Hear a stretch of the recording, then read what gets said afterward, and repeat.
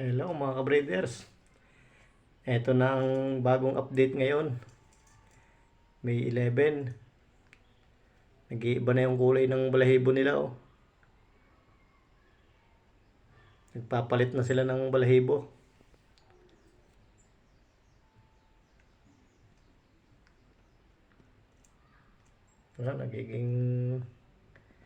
Nagiging kulay blue na sila parehas.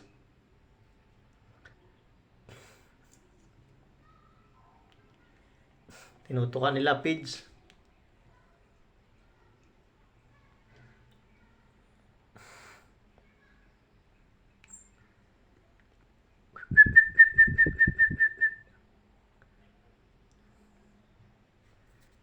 Palit na sila ng kulay oh. Nagiging kulay blue na sila. Bali yung magulang nito naglilimlim na ulit, kaya lang hindi ko na tandaan kung kailan sila nagumpisang naglimlim. Kaya abang ko na lang kung kailan mapipisa. Hindi ko alam yung eksaktong date niya. So bali pagka napisa yon, bali palimang breed niya.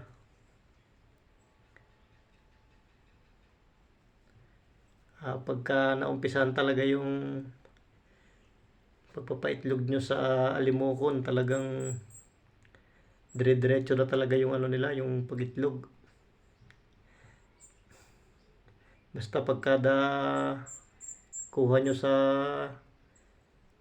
sisiw nila, lagyan nyo ulit sila ng bagong pugad para mainggan nyo ulit silang umitlog kaagad.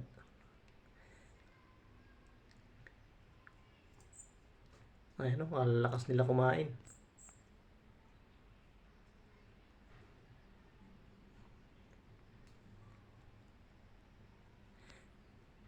Bali yun nga palang unang anak nila. Ano po yun? Bali nakalpas. Yung unang kapatid nito. Una kong pabreed. So nakalpas yun. Tapos yung padalawa na itlog, yun po ay nahulog sa pugad. Tapos yung patatlo naman yung pabreed, nakalpas din po yun yung isa. Hindi na bumalik. Tapos yung patatlo niya po ay yun yung sikulot. Yung kapatid nitong nag-iisa. Bali ito yung pang-apat.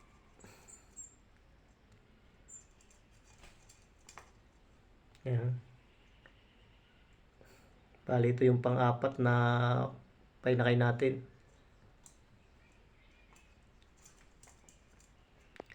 At yung nililimliman ngayon, so mangyayari nun palimang inakay. Pero sa total ng pagitlog nila, bali pa-6 na yun. Kung kasama yung nahulog.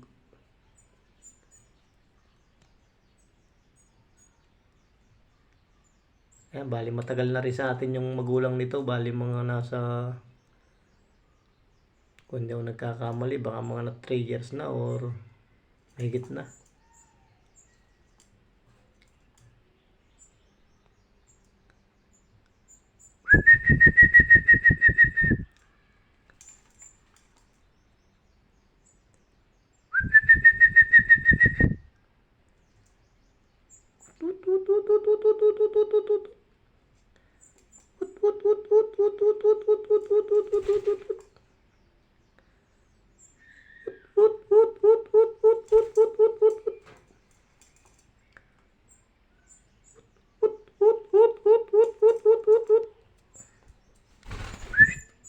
Hello.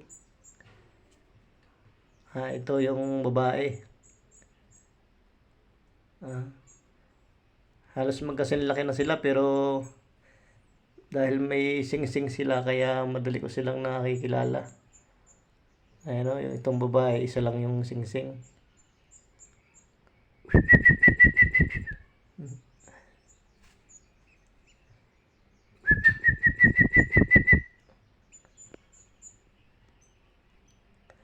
Okay, hanggang dito lang muna ating video. Update ko na ulit kayo sa susunod. Siguro pag natapos yung pagpalit ng balahibo nito.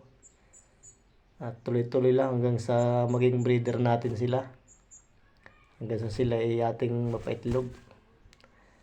Okay, hanggang dito lang ating video. Thank you.